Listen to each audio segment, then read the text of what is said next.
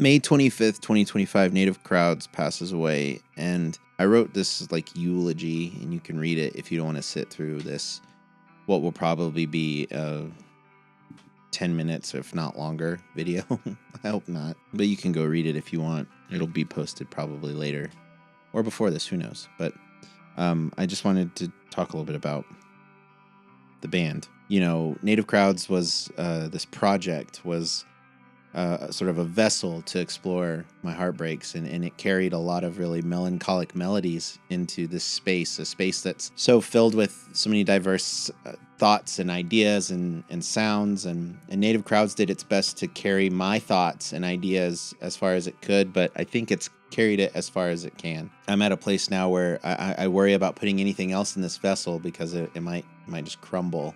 In 2018, I needed Native Crowds. I needed an avenue to scream my heartbreak into, and I did just that. I screamed my heartbreak into this thing, and what I've learned over the years is that those heartbreaks proved to be a bit more inconsequential than I anticipated. You know, I thought my partner leaving, and I thought begging someone to love me, and I thought these intense bouts of limerence, that they were world-ending. And for 2018, Remy, they were. But what I've learned probably in the last 6 months, since January at least, 6 months is being generous, but I've learned how to hold on to these things that give me grief tight enough that I can honor them, but not so tightly that as I move forward down this river, that they aren't getting wrapped around my neck and like choking me.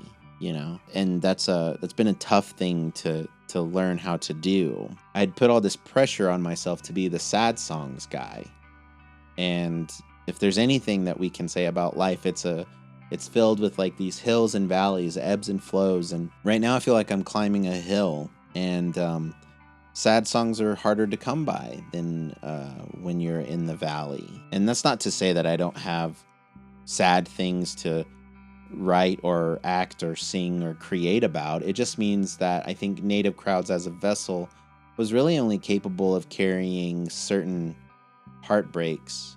Native Crowds has now sort of become synonymous with this era of my life and these particular things that broke my heart, and it's hard to separate the two. And then if you pair that with my sort of general burnout with music, dude, I've spent the last 2 years trying to write, create, record, produce songs about an era that I'm no longer in, about feelings I no longer feel. And I guess the silver lining to that means that I'm healing, you know, but it also means that these songs, like where I'm going as a person, these songs weren't ever, they haven't really gotten a fair shake to be out. You know, they got put on the shelf by my hand, whether it was like this sort of perfectionism. I kept tinkering with stuff and certainly not making it better, but like not really making it worse either, I think. I don't know, you can be the judge. Maybe even sometimes I'd have what I can only describe as like creative mania, where like I would make a bunch of stuff and then I would turn around and see this just tangled up mess of things. And more often than not, it was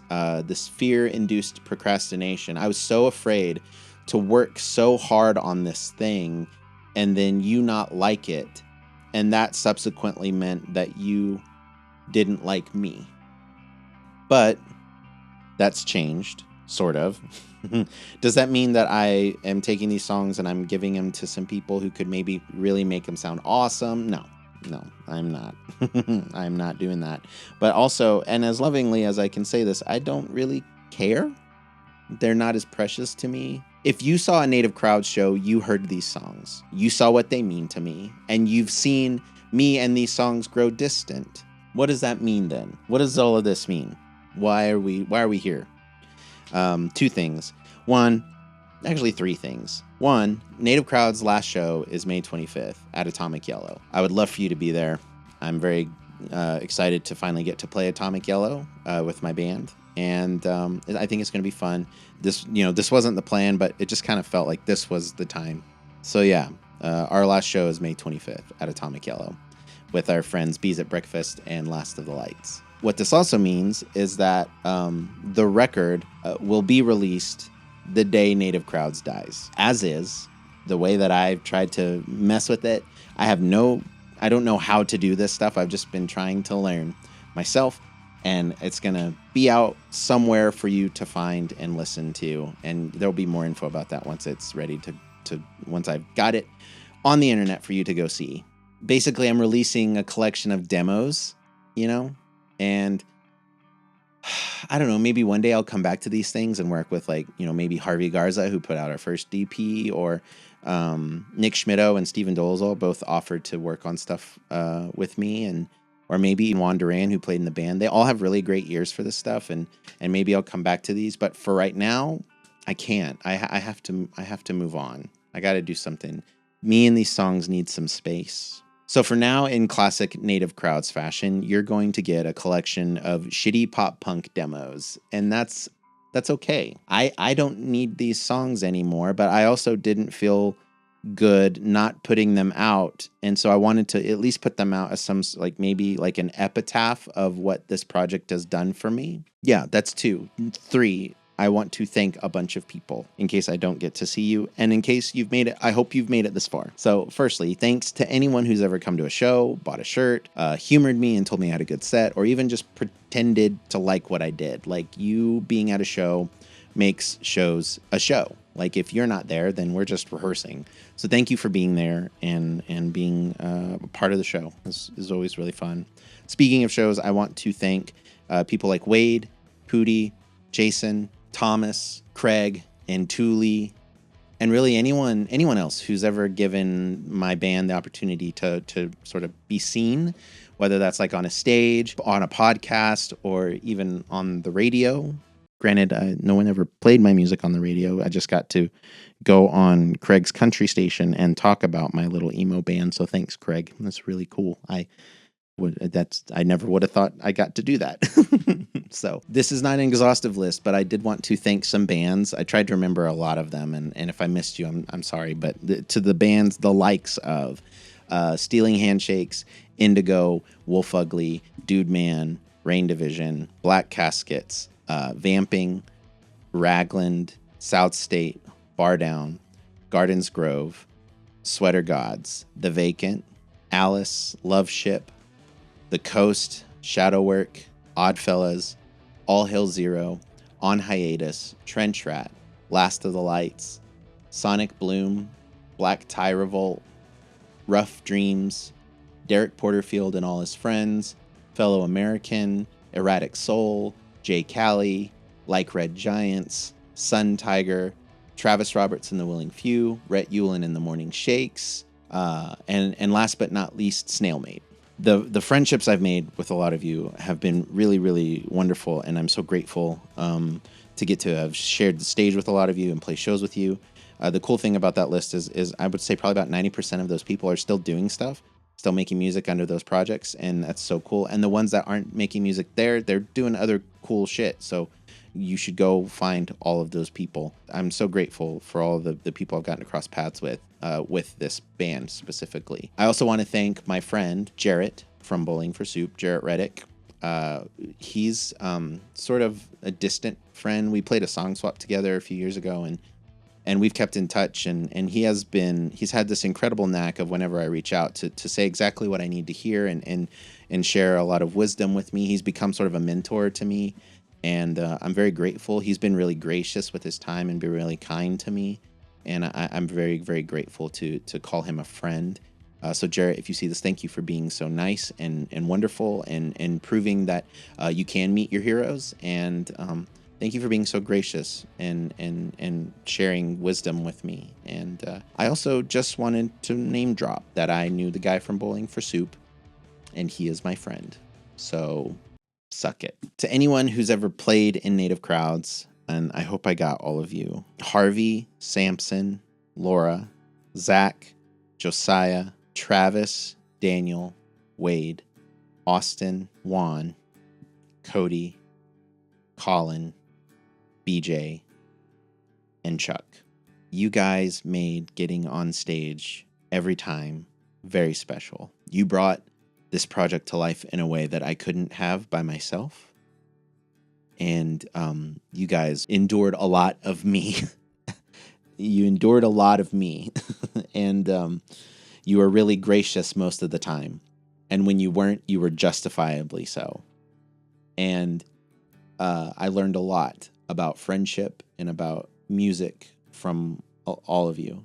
If you hadn't have believed in this thing, I don't think I would have pushed forward to see it through all the way. You believing in it helped me believe in it. And I don't think that Native Crowds would have existed if it weren't. It definitely wouldn't have existed if it weren't for you. So thank you.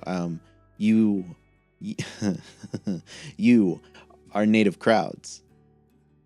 All the memories that I made with all of you. A lot of you didn't just believe in the band, you believed in me and in my healing, and a lot of you walked through that with me, and I'm so grateful for that. You helped me in so many ways other than just making my songs come to life, and I'm so grateful for that.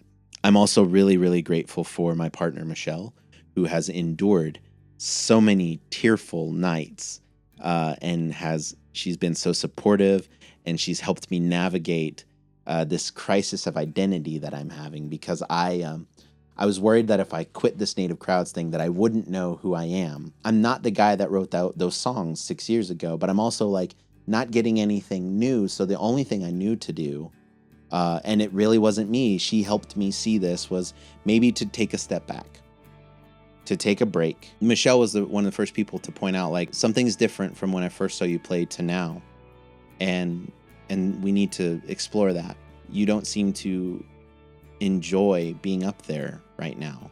And why is that? She, along with a couple friends, helped me make this decision to maybe take a step back and take a break and figure out maybe what next thing is looking to be created. And the hope is that this next thing, I can create it for the sake of creating it and not for what it can do for me.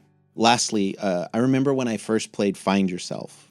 I played it for this open mic at the 806, and it was the first song I'd ever written, and I was so scared to share this really vulnerable song, and people came up to me after and asked me if the song was on the internet because they wanted to listen to it more, and they resonated with how heartbroken the song felt. And I'm really grateful for those moments, and those are sort of the things that really defined what the mission of Native Crowds was. There are a lot of folks who were really moved by these songs, and they were able to find some comfort knowing they weren't alone in their heartbreak and in their suffering. And that became my goal, is to make sure people didn't feel alone in their heartache and in their grief and in their pain. What might have felt like a minimalization of my past grief is not that.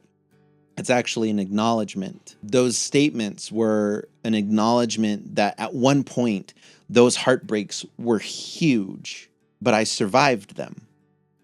And the further forward that you travel, the smaller those things, those heartbreaks seem. So please keep going, keep pushing forward. My friend Julianne, before we lost her, she taught me a lot about grief and pain. And I've said this before, but grief is not a cave that we're stuck in, but a tunnel that we walk through. And if we keep moving forward, eventually we'll see some light. And she taught me that. And she continues to teach me that, even with her being gone. I hope you know that that is true for you too. That the things that feel really big and world-ending to you right now, you can survive them. Because if I survived mine, you can survive yours. So please keep going. I don't know what's next for me. You know, I know the blue and yellow and the flowers probably has to be done. The Remy DeLorean character that fronted Native Crowds is a guy who is incapable of moving forward. He wants to hold on to this heartbreak. For a long time, I was trying to do the same. And I've come to realize that the Remy DeLorean and the Jeremy of it all, our paths are diverging, and Native Crowds did what it was supposed to, I think, which was give me an avenue to learn that I could be a songwriter, to write about the things that had broken my heart at that point, and to give me like a framework of how to create things in a way that is honest and vulnerable and as true as I can make them. But also Native Crowds is so just deeply attached to that era of my life. And I'm learning now how to, like I said, honor it for what it was, but know that I don't have to live there anymore. I don't have to live there anymore. And you don't either. You don't have to live in the things that have hurt you in the past. You don't have to live there anymore. There is a way forward, and we'll figure it out together. That's part of this beautiful story that we're all telling. If you've made it this far, thank you for everything that you've done. I hope I get to see you at our last show and help us, basically hold a wake for Native crowds. And I think just end it as I always end every video. Please keep telling your story, and please know that I'm so glad that you're here.